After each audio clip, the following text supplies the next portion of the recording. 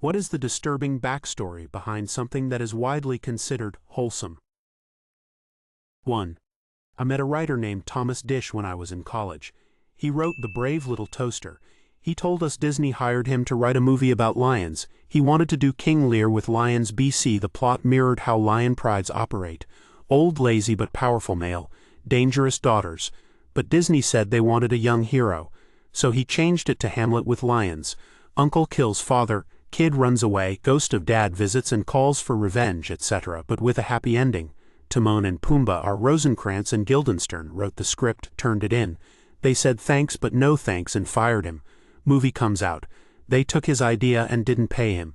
He said Disney was notorious for doing this to creators. I read years later that he took his own life. Never think of the Lion King without thinking about him. They made so much money off his idea and he got nothing. 2. Sherman Kelly wrote the lyrics to Dancing in the Moonlight while recovering from a violent assault carried out on him and his girlfriend by a youth gang. He envisioned an alternative reality where people just dance and be happy all the time. It was his way of dealing with the trauma. 3.